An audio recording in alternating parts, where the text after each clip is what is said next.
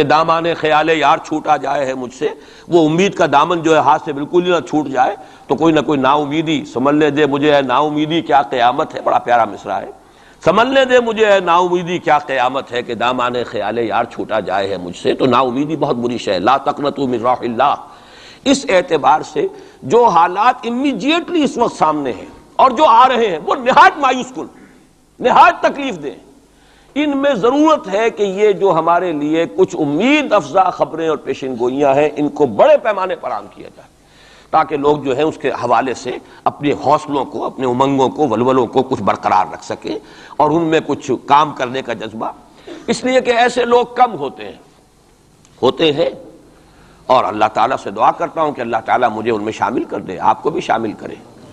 ایک ایسے لوگ ہوتے ہیں کم کہ جو بالکل حالات سے اپنا تعلق منقطع کر کے، مائنس ہے یا پلس ہے اور پازیٹیو ہے یا نیگیٹو ہے، اس سے بالکل منقطع کر کے اپنے احساس فرض کے تحت کام کرے۔ میرا تو فرض ہے، مجھے کرنا ہے، بات ختم ہو گئی۔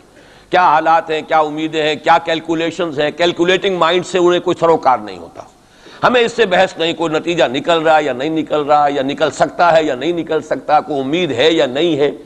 حضرت نوح علیہ السلام 950 برس تک دعوت دیے چلے جا رہے ہیں، کون سی امید تھی؟ آخری وقت تک کوئی امید بر نہیں آئی، کوئی امید تھی ہی نہیں۔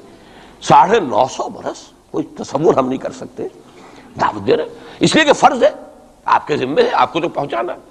یا ایھا الرسول بلغ ما انزل الیک من ربک فإن لم تفعل فما بلغت رسالہ، اے رسول پہنچاتے رہو جو کچھ کے نازل کیا جا رہا ہے تم پر تمہارے رب کی طرف سے، تمہیں تو کرنا ہے۔ نتیجہ نکلے نہ نکلے، کو مانے نہ مانے، حالات بہتر ہوں یا اور بدتر ہو، اس سے بالکل لا تعلق۔ اس کو ہندی فلسفے میں ڈیٹیچمنٹ کہتے ہیں۔ اپنے آپ کو ایکشن جو ہے، ایکشن آدمی کر رہا ہے اپنے فرض کے تحت، اپنے آپ کو ڈیٹیچ کر لیجئے اس کے نتیجے سے۔ نتیجہ کو اچھا بھی نکلے تو خوشی بھی نہیں ہونی چاہیے، نتیجہ اگر کوئی برا نکلا تو افسوس بھی نہیں ہونا۔ یہ کوئی انتہا ہے، تھیوریٹیکل بات ہے۔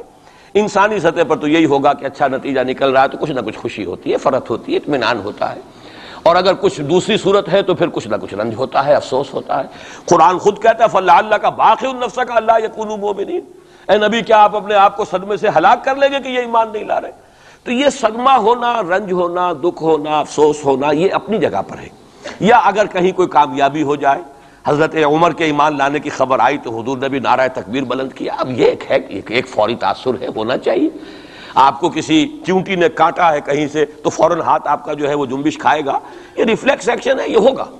لیکن ہندو فلسفی میں تو یہاں تک ہے کہ ڈیٹیچ کر لو اپنے آپ کو اس درجے کہ آپ کا اپنے ایکشن کے ساتھ، action for the sake of action, یا یوں کہیے کہ وہ اپنے مقصد کے تحت جو ہے آپ کام کر رہے ہیں۔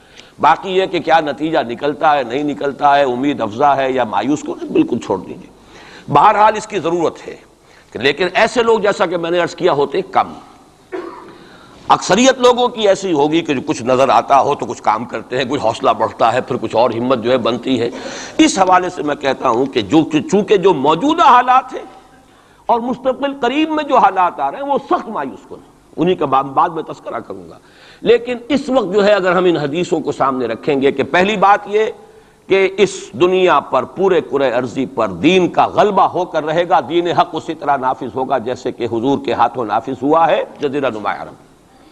اور یہ جو گلوبل ڈومینیشن ہے اسلام کی، یہ ایک تو اس سے بھی ثابت ہے کہ 3 مرتبہ قرآن میں فرمایا گیا هو الذی ارسل رسولہ بالہدی ودین الحق لیظہرہ علی الدین کلہ۔ حضور کا مقصد بعثت ایکسکلوسیو شان ہے، یہ صرف آپ کی ہے، کسی اور نبی اور رسول کی نہیں ہے۔ کہ قرآن کہتا ہے غلبہ دین کے لیے بھیجا ہم نے، صرف تبلیغ کے لیے نہیں بھیجا۔ باقی تمام انبیاء صرف تبلیغ کے لیے آئے، تبلیغ، تذکیر، تبشیر، تذکیر، نصیحت، جو بھی کہیں، تعلیم، تزکیہ۔ لیکن غلبہ دین کا لفظ صرف محمد الرسول اللہ صلی اللہ علیہ وسلم کے بارے میں آیا، اور 3 مرتبہ آیا، کسی اور نبی کے لیے 1 مرتبہ بھی نہیں آیا۔ اور دوسری بات یہ بھی قرآن کے محکمات میں سے ہے کہ وَمَا أَرْسَلْنَاكَ إِلَّا كَافَّةً لِلنَّاسِ بَشِيرًا وَنَذِيرًا، ہم نے نہیں بھیجا ہے محمد آپ کو مگر تمام نوع انسانی کے لیے، پوری نوع انسانی کی۔ گویا کہ پورے عالم انسانیت پر غلبہ دین ہوگا تو بعثت محمدی کی تکمیل ہوگی۔ پورے عالم جب بھیجا گیا پورے عالم انسانی کے لیے، اس اعتبار سے بھی صغرا کبرا جوڑیے تو اس کا نتیجہ نکلتا ہے۔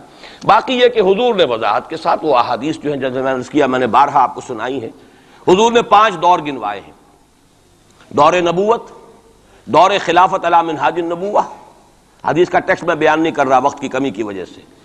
پھر دور ایسی ملوکیت کا جو کٹ کھنی ہوگی، ظالم، کاٹ کھانے والی. پھر دور ایسی ملوکیت کا جو جبری ہوگی. یہ میرے نزدیک جو غلامی کا دور ہمارا گزر چکا ہے اور ابھی ہے، پارشلی ختم ہوا، پارشلی باقی ہے. براہ راست جو ہے ویسٹرن امپیریلسٹ پاورز جو ہیں وہ یہاں سے چلی گئی ہیں، ان کی فوجیں اب موجود نہیں ہیں ہمارے ہاں، لیکن یہ کہ ان کی تہذیب، ان کا تمدن، ان کا فکر، ان کے نظریات، ان کے فلسفے، ان کی سوچ، ان کا طرز بود و باش، انہی کا لباس، انہی کی صفت، یہ سب کچھ موجود ہے. اور ٹیکنالوجی میں، علم میں اور معاشیات میں ہم بالکل بھکاریوں کی طرح ان کے سامنے ہاتھ پھیلانے پر مجبور ہیں. تو وہ ختم نہیں ہوا چوتھا دور، بلکہ در حقیقت یہ کہ انٹرم پیریڈ ہے چوتھے اور پانچویں کے درمیان. اور پانچواں آپ نے فرمایا ثم تکون خلافت علی منہاج النبوہ، پھر پانچواں دور آئے گا خلافت علی منہاج النبوہ کا. اور اس وقت گویا کہ پوری جو یہ عالم انسانیت ہے یہ اس چوتھے اور پانچویں دور کے درمیان میں ہے. یہ ایک درمیان کا عرصہ ہے، نو مینز لینڈ کہہ لیجئے اس کو، یا یہ کہ برزخی یہ دور ہے.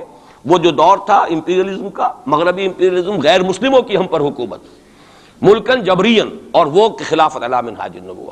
پھر وہ دو حدیثیں حضرت ثوبان رضی اللہ تعالی عنہ سے جو کہ مسلم شریف میں مروی ہے کہ مجھے اللہ تعالیٰ نے ساری زمین سکیڑ کر دکھا دی، یہاں تک کہ میں نے اس کے سارے مشرق دیکھ لیے، سارے مغرب دیکھ لیے.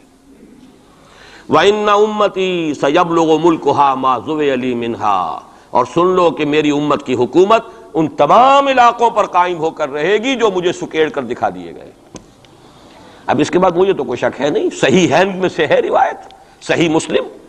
بعض حضرات کے نزدیک تو صحیح مسلم کا درجہ صحیح بخاری سے بھی بلند ہے، لیکن یہ کہ اکثر و بیشتر جو ہے ٹاپ پر صحیح ہیں جنہیں ہم کہتے ہیں صحیح بخاری، صحیح مسلم، یہ حدیث کے مجموعے میں سب سے اوپر ہے. اچھا، دوسری حدیث حضرت مقداد ابن اسود سے، لا يبقى على الارض بیت وبر ولا مدر الا ادخل اللہ فیہ کلمۃ الاسلام. اللہ تعالیٰ اس روئے ارضی پر ایک گھر نہیں چھوڑے گا، نہ اینٹ گارے کا بنا ہوا گھر، نہ کوئی کمبلوں کا بنا ہوا خیمہ جس میں اسلام کو داخل نہ کر دیں. البتہ اسلام کا داخلہ دو طریقوں سے ہوگا، بعز عزیز اور ذل ذلیل. یا تو گھر والا اور خیمے والا اسلام قبول کر لے گا تو اسلام کے اعزاز کے ساتھ اس کا بھی اعزاز ہو گیا. وَلِلَّهِ الْعِزَّةُ وَلِرَسُولِهِ وَلِلْمُؤْمِنِينَ، عزت تو ہے اللہ کے لیے، اس کے رسول کے لیے، اہل ایمان کے لیے. گھر والا بھی اس کا اعزاز ہوا، اس کے گھر میں اسلام داخل ہوا اس کے اعزاز کے ساتھ. اگر نہیں قبول کرے گا تو نیچے ہو کر رہنا پڑے گا. یؤتُوا الْجِزْیَۃَ عَنْ یَدٍ وَهُمْ صَاغِرُونَ، چھوٹے ہو کر جزیہ پیش کرنا ہوگا. تو گویا کہ اسلام تو اس کے گھر میں بھی داخل ہو گیا، لیکن وہ بدبخت اعزاز اسلام سے خود محروم رہا. لیکن غلبہ تو ہو گیا نا. یدخلون فی دین اللہ افواجا کی وہ شکل تو ہو گئی کہ اللہ کا دین جو ہے وہ غالب ہو گیا. اطاعت تو انہیں کرنی پڑے گی، اسلام کی بالادستی قبول کرنی ہوگی. رہیں ہندو، رہیں سکھ، رہیں پارسی، رہیں عیسائی، رہیں پرسنل لاء میں ان کی جان، مال، عزت، آبرو کی حفاظت کا ذمہ بھی لیا جائے گا. ان کے عقائد کو بھی زبردستی نہیں بدلوایا جائے گا. ان کے مندروں، گردواروں اور کلیساؤں اور سلوتاس جو ہیں سینیگاگز، ان کی حفاظت کی جائے گی، لیکن بالادستی اسلام کی. یہ ہے مسند احمد ابن حنبل کی روایت ہے حضرت مقداد ابن اسود سے. تو پہلی بات تو یہ ہے کہ یہ یقین، کم سے کم مجھے تو اس کا یقین حاصل ہے الحمدللہ، اور میں چاہتا ہوں کہ ہر شخص، ہر مسلمان کے دل میں یقین پیدا ہو. لیکن اس سے پہلے ایک اور دور ہے. وہ دور ہے کہ جس کو ہمارے اس زمانے میں آ کر دو طبقوں نے اس کے بارے میں اتنی غلط فہمیاں پیدا کی ہیں، اور اکثر ہمارے پڑھے لکھے بزوں میں خیش راسخ العقیدہ مسلمانوں کے اندر بھی دلوں میں نقب لگی ہوئی ہے. سمجھتے ہیں کہ ہم تو قادیانی نہیں ہیں، سمجھتے ہیں کہ ہم تو منکر حدیث نہیں ہیں، لیکن ان حدیثوں پر ان کا یقین نہیں ہے. حالانکہ یہ بخاری شریف کی روایات ہیں، حالانکہ یہ مسلم شریف کی روایات ہیں کہ اس سے پہلے ایک دور آنا ہے، مسلمانوں پر سخت عذاب کا دور آنا ہے. اور یہ عذاب جو ہے شدید ترین عذاب، اس کی جو سب سے اہم شخصیت ہے المسیح الدجال، یہودیوں کے ہاتھوں آئے گا. اور یہودیوں میں ایک شخص پیدا ہوگا، کھڑا ہوگا، جو مسیح ہونے کا دعویٰ کرے گا. المسیح الدجال، دجال کہتے ہیں فریبی کو، دجل فریب کو کہتے ہیں، جو فریب سے اپنے آپ کو مسیح کہلوائے گا کہ میں مسیح ہوں. اس کی وجہ کیا ہے کہ یہودیوں کے ہاں یہ روایت موجود تھی کہ ہمارا ایک سیویئر آئے گا، ہمارا ایک نجات دہندہ آئے گا جو ہمیں پھر دنیا کے اندر غلبہ دلوائے گا، اور ہماری جو پرومسڈ لینڈ ہے وہ پوری کی پوری ہمیں دلوا دے گا. وہ جو گریٹر اسرائیل کا نقشہ انہوں نے بنا رکھا ہے، یہ ان کے پرومسڈ لینڈ ہے، خوابوں کی سرزمین ہے. اچھا وہ تو حضرت مسیح آئے تھے علیہ الصلوۃ والسلام، وہ تو آ گئے، انہوں نے مانا نہیں۔ جب مانا نہیں، انہیں تو مرتد قرار دیا، جادوگر قرار دیا، بازیگر قرار دیا، واجب القتل قرار دیا، اور اپنے بس پڑتے تو سولی پر چڑھائی دیا۔ وہ تو اللہ نے جو کیا وہ ایک علیحدہ مسئلہ ہے۔ اب وہ جگہ تو خالی ہے، جو آپ کہتے ہیں نا کہ کوئی ویکینسی ہے موجود، پوزیشن از ویکنٹ، ابھی وہ منتظر ہیں ایک مسیحا کے کہ ہمارا اصل مسیح آنے والا ہے۔ وہ ان کا کوئی لیڈر کھڑا ہوگا جو اس دعوے کے ساتھ کھڑا ہوگا کہ اب میں اس مہم کو شروع کرتا ہوں کہ جس سے وہ جو گریٹر اسرائیل ہے، پوری عظیم تر اسرائیل وجود میں لاؤں گا۔ دیر کیا لگتی ہے؟ کوئی وزیر اعظم جو بھی ہو اسرائیل کا کھڑا ہو جائے ڈٹ کر کہ ٹھیک ہے وی ڈکلیئر وار، اور ہم تو یہ علاقے اب لے کر رہیں گے، جس کو کہ اس نے بھی کہا ہے۔ یہ جو اس وقت ہے ریبین جو ہے، اس کے بارے میں خیال یہ ہوا تھا کہ جب یہ وزیر اعظم بنا اسرائیل کا کہ یہ بڑا ماڈریٹ ہے، بہت ایسا ہے ویسا ہے، اور اس نے وہ امریکن سے اپنا وہ 10 بلین کا جو لون لینا چاہتے تھے اس کو اوکے کرانے کے لیے کچھ دنوں کے لیے نئی سیٹلمنٹس کی تعمیر کا کام بھی سسپینڈ کر دیا، تو بڑی امیدیں ہو گئیں چلو جی ایک پروسیس آف جو پیس ٹاکس شروع ہو جائیں اور یہ ہو جائے۔ لیکن سب ثابت ہو چکا ہے۔ اسی زمانے میں وہ گیا اپنے فوجی ہیڈ کوارٹر میں، اور جا کر وہاں پہ اپنے فوجی آفیسرز کی وہ جو اب لوگوں میں تشویش ہو گئی ہوگی کہ ہم کس خواب کو دیکھ رہے ہیں اور یہ شخص کدھر چلنے لگ گیا ہے، تو جا کر کہا اور رپورٹ ہوئی ہے خبر۔ اس نے کہا یہ نہ سمجھو کہ گریٹر اسرائیل کو میں نے چھوڑ دیا ہے، اس کا نقشہ تو میرے دل پر کندہ ہے، اور میں منتظر ہوں وہ وقت آئے کہ ہم وہ گریٹر اسرائیل قائم کریں۔